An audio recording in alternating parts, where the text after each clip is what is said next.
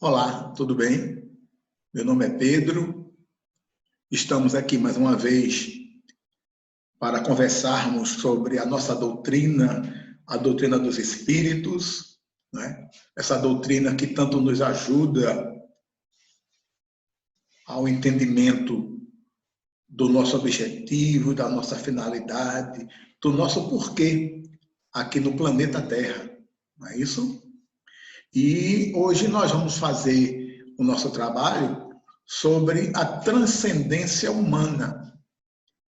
É um tema muito interessante, onde eu retirei do livro O Espírito e o Tempo, de Herculano Pires, né? Inclusive aconselho a quem não lê fazer a leitura, é muito interessante, onde nós vamos acompanhar a evolução do espírito, a transcendência dele, passando pelas várias etapas, até chegarmos a esse momento de hoje, não é? Ao chamado horizonte espiritual. Tá? Obrigado pela atenção. Vamos iniciar. Então, a lei inviolável da antropologia espírita diz o seguinte: a vida é curta. Longo é o tempo.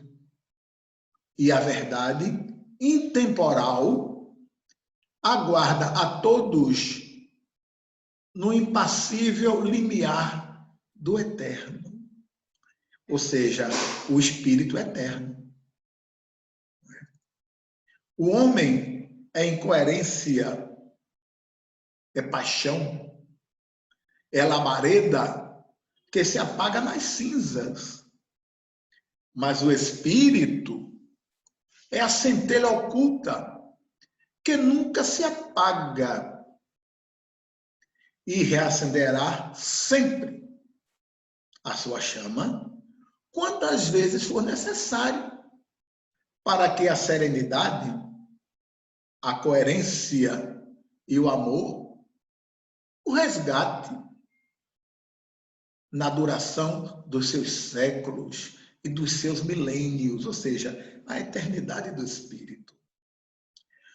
Todas as civilizações da Terra se desenvolveram numa assombrosa sucessão, mudança, né?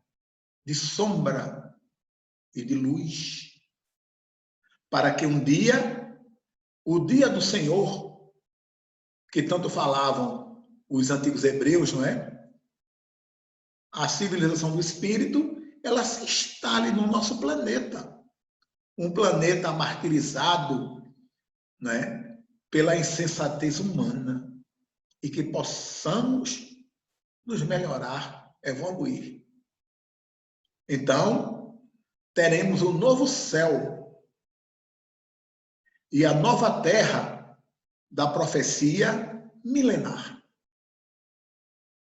Os que não se tornarem dignos da promessa continuarão a esperar, continuarão a amadurecer nas estufas dos mundos inferiores, onde irão purgar os resíduos da animalidade. No livro que nós citamos até agora, O Espírito e o Tempo, de Herculano, né, ele faz uma divisão muito interessante sobre a evolução do espírito. E ele diz que no início, né, ele classifica como o horizonte tribal, né? Aí ele diz que na época, não é, rudimentar de interpretação da natureza do homem, o antropomorfismo, né? Ele, em seus estudos, ele mostra que nessa fase tribal há um mediunismo, só que primitivo, onde havia a adoração rudimentar, a evocação sem base nenhuma, né? que tudo eram forças misteriosas e inexplicáveis. A adoração, né? O vulcão, o terremoto da chuva. Não é isso? E nessa fase tribal, nós encontramos a adoração, por exemplo, pelas pedras, pelas rochas, que é chamada litolatria. Latria é adoração, litos é pedra. A fitolatria, fitoplantas, adoração dos vegetais, das folhas. Animal, zoolatria, adoração dos animais. Aí tem o politeísmo, com os seus vários deuses. Com seus vários deuses. Tá? Vamos para o próximo horizonte. Horizonte agrícola. Dessa fase, o homem tem a ideia de que o céu é o Deus Pai e a terra é a deusa Mãe. E que o calor e a chuva vindos de cima do céu, né, vão irrigar, vão fecundar a deusa Mãe. Né? A segunda, que é a terra, que é a geradora ou produtora de tudo, graças à chuva, ao ar, à umidade. Essa crença, de certo modo, ainda existe na China, na Índia, né? Isso porque ainda existe, com raríssimas exceções, né? Ainda em alguns que o homem não despertou ainda para o seu interior. Né? Mesmo em civilizações como China e Índia, que são civilizações milenares, mas o homem não despertou ainda. Né? Vamos para o horizonte civilizado. Aqui tem-se ainda, né, o conceito de civilização diferente do que a gente tem hoje. Mas a civilização, pelo poderio dos impérios, império egípcio, império babilônico, assírio, chinês, império persa, né? Há nessa fase um endeusamento dos chefes, dos reis, dos imperadores. Vejam bem, esses seres, essas pessoas, eram considerados verdadeiros deuses. O monarca era o senhor absoluto do povo, né? Que deveria ser respeitado como um deus. E a sua palavra era a verdade total, absoluta. E o culto e a crença do indivíduo, né, que encarna aquele poder. Então, tudo era ele, o culto, a crença, a verdade absoluta. Fase ainda muito materializada, né, de muito atraso, né, mas que teve muita riqueza. Imagine aqueles castelos, os impérios, né? Horizonte profético. A fase dos profetas ou do mediunismo bíblico, né, é quando os homens descobrem o seu poder e a sua individualização. Aprende a pensar, começa a libertar-se dos instintos mais pesados, mais grosseiros. Aí se inicia a ética, se inicia a criação das leis, dos direitos, porque antes era tudo absoluto, não era? Era monarquia absoluta. Tá? Vem o direito com as suas leis, né? A religião, inicia a filosofia grega, começa a brilhar. Nasce o conceito de um ser supremo, de um Deus único, aí deixa de ser politeísta para ser monoteísta. Não é isso? E chegamos ao horizonte espiritual, onde é colocado para fora, por terra, as ideias errôneas. O indivíduo descobre que Deus e o homem se assemelham, né? Que o homem é a semelhança de Deus. E a sua caminhada evolutiva vai até a divindade. Nós chegaremos a Deus a partir da nossa evolução. O homem, como espírito, pode chegar à condição de anjo a partir do momento do seu esforço, do bem. Veja que evolução, não é? Nós chegamos aqui ao horizonte espiritual, onde a individualização diz que tudo depende de nós. Não é isso? Mesmo você cometendo um erro, um engano, você muda, você se melhora. Né? Nós temos a nossa capacidade. Ninguém vai nos melhorar. Ninguém vai nos curar, a não ser nós próprios, com a nossa mudança, a nossa calma, né? A nossa insistência no bem, a nossa compreensão, o não julgamento, procurar entender que aquele irmão, né, que está junto de nós naquele momento, um parente, um amigo, um vizinho, né, ele está passando por aquele momento porque ele precisa para a sua evolução. E que a gente precisa compreender, precisa não julgar, mas procurar compreender. É a nossa missão. Se não compreender agora, vai ter que compreender depois para poder se melhorar. É uma condição. É a lei de causa e efeito. Né? A codificação do Espiritismo, por Allan Kardec, o nosso codificador, não é?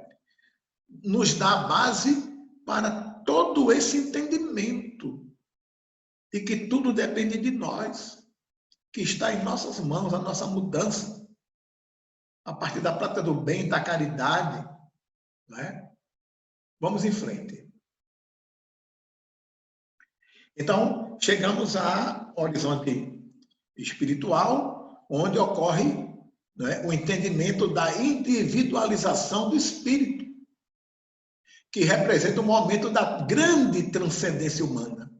Ou seja, aquele que o homem supera as condições da própria humanidade.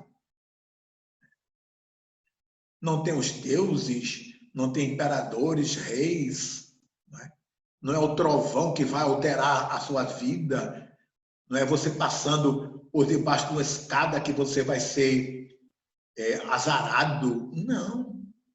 De deixar o chinelo, não é, embaixo da cama virado. Dê licença. Que não vai lhe trazer sorte, não. Né? O ser humano está ligado às condições animais, diferenciando-se das outras espécies, porque nós já entendemos, não é, que nós somos seres racionais. Nós devemos raciocinar, pensar antes de agir, não agir instintivamente. Já passamos dessa fase. Há deuses e homens. Os deuses são entidades espirituais superiores que vivem nos intermúndios, gozando do privilégio da imortalidade. Os homens são criaturas efêmeras, escravizadas à terra, ao solo, bichos da terra, tão pequenos, segundo o grande escritor dos Lusíadas português, Luís Vaz de Camões. Ele disse que nós somos bichos da terra, seres tão pequenos.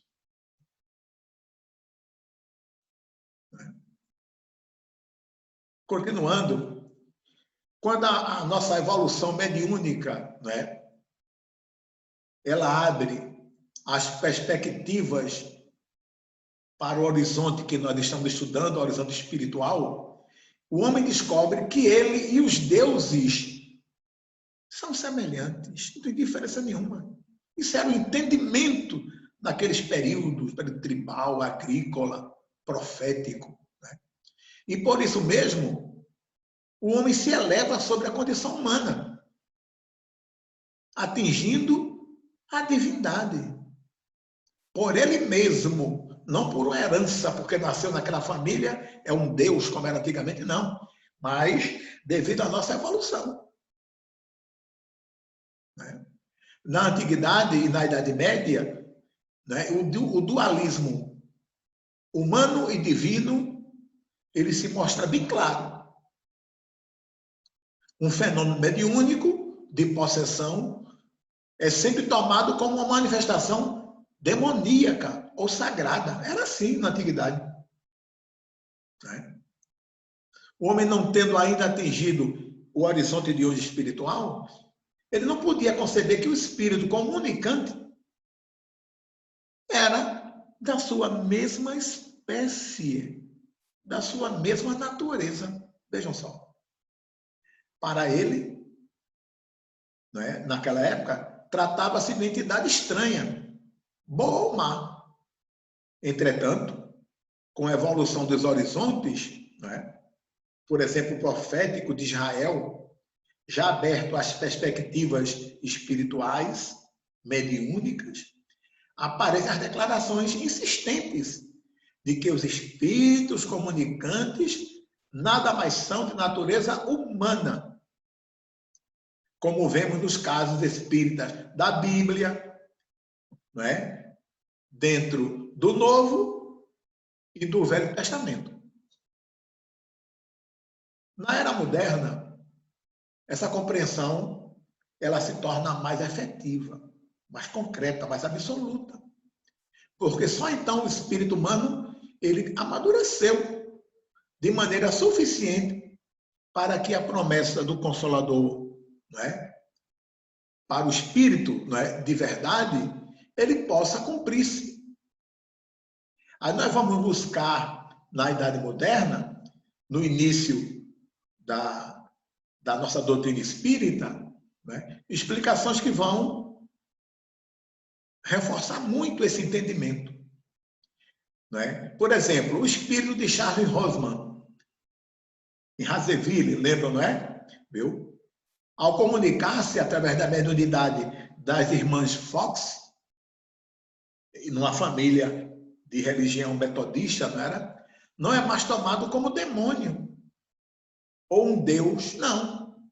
É um espírito de um homem, igual àqueles que estavam ali, iguais às irmãs. Aí ele pôde falar do seu estado, do que aconteceu, do seu assassinato, do passado. Né? Ele até explicou, né, onde ele estava na residência e que foi morto, as condições dessa morte. Era um vendedor, não é? Um ambulante naquela época, não é isso?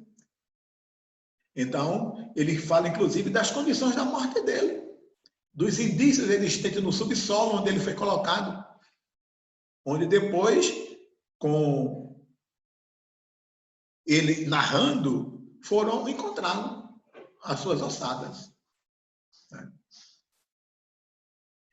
Rosman pode ser tomado como um exemplo do fenômeno da transcendência humana. Veja que mudança. Que assinala o aparecimento da mediunidade chamada mediunidade positiva. Não encontramos mais em Hazeville o horizonte profético bíblico, né? Nem oráculo, nem nada relacionado a pajé, mas um médium. Ou seja, o indivíduo humano que se tornou capaz de servir de intermediário entre o mundo espiritual e aqui, o mundo carnal. Que, na realidade, são da mesma natureza. Então, o mascate, né, morto na caseira de Razdeville, transcende a sua condição material humana, mas continua humano no plano espiritual. De mascate passa a espírito, de acordo com a transcendência, com o entendimento. E como espírito, ele pode se comunicar. Não é isso? Através de quem? Das meninas da família Fox. Já não estamos mais no plano místico, misterioso do mediunismo, né? Mas estamos no plano científico. A nossa doutrina é ciência, religião e filosofia. Plano científico, plano racional da mediunidade, conforme falamos antes, mediunidade positiva. Vemos assim que o aparecimento do horizonte espiritual é uma decorrência natural da evolução mediúnica. Mas vemos também, como assinala o nosso nobre Allan Kardec em A Gênese, que essa evolução se realiza no contexto histórico, juntamente com a evolução mental, com a evolução moral, com a evolução espiritual do homem, das três coisas. Evolução mental, moral e espiritual. Né? No processo de desenvolvimento econômico e social da humanidade. Então, veja, mental, moral, espiritual, né? Social e econômico da humanidade. É tudo uma evolução. Sem o desenvolvimento científico, diz o nosso nobre Allan Kardec, não se criaria no mundo o clima necessário para que pudéssemos compreender a doutrina dos espíritos. E já chegando ao fim, não é? A transcendência humana que caracteriza o horizonte espiritual não significa, por isso mesmo, uma fuga, não. Ou uma deserção das condições humanas, não, muito pelo contrário. Significa o aparecimento dessas condições, permitindo a superação do homem animal, do seu lado animalesco, né? E a transferência do homem para o plano antigamente que era reservado a quem?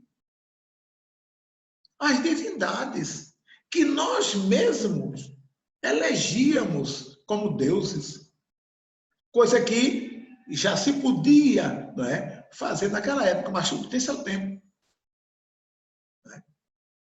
Então, reservado às divindades, quer sejam divindades boas ou más. Essa superação não representa um passe de mágica, não. Veja quanto tempo o homem levou para chegar a esse horizonte espiritual. Um fato sobrenatural, né?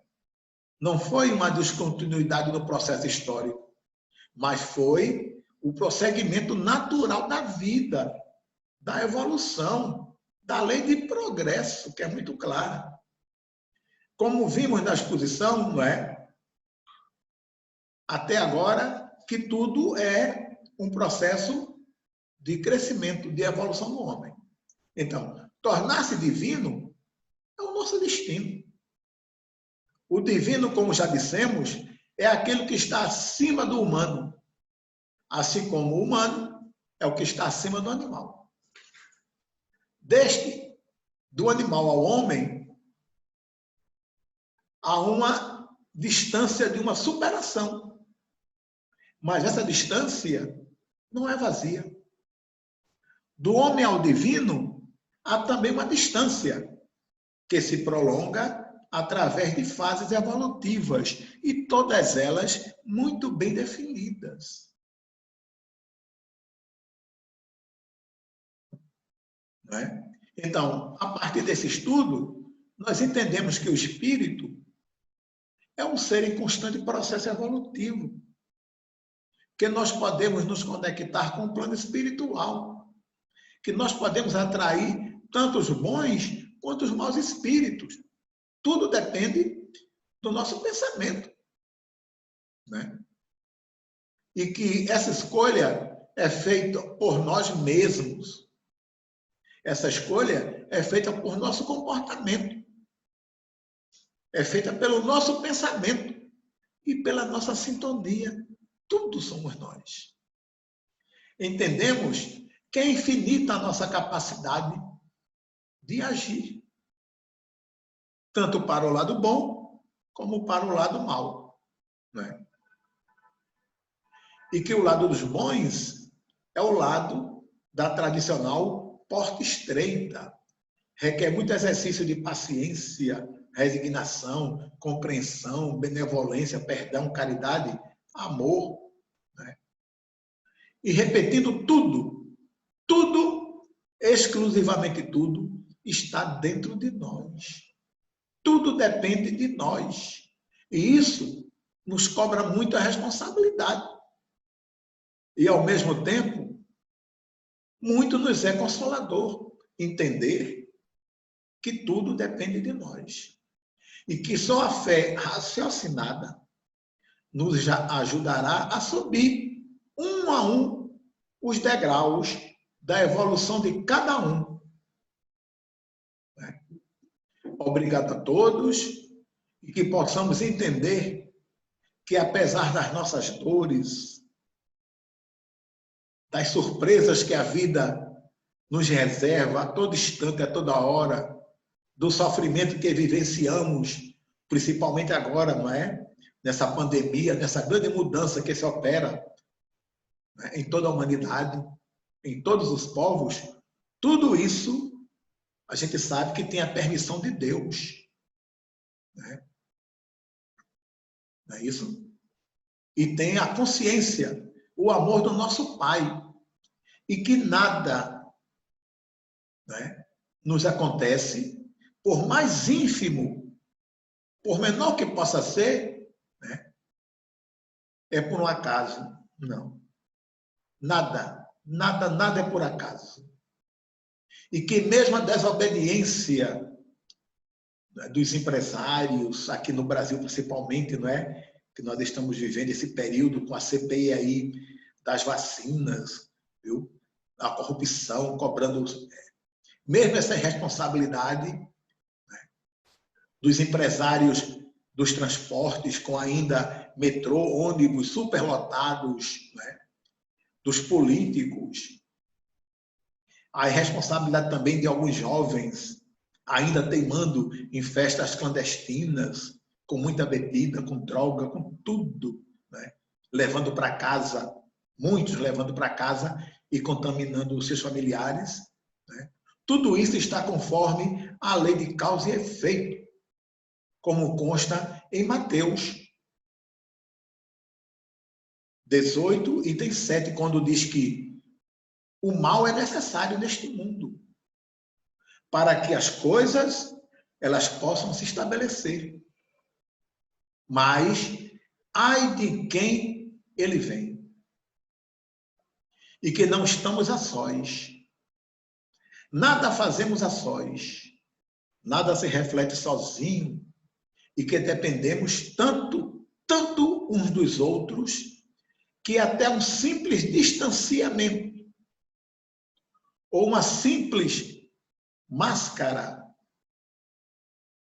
ela pode nos salvar ou nos matar a todos.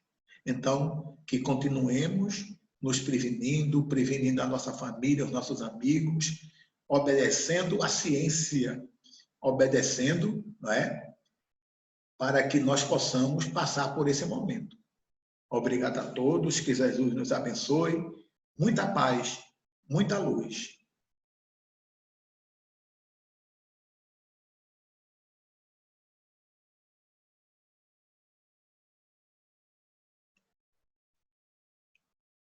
Vou desligar aqui, estou procurando para desligar.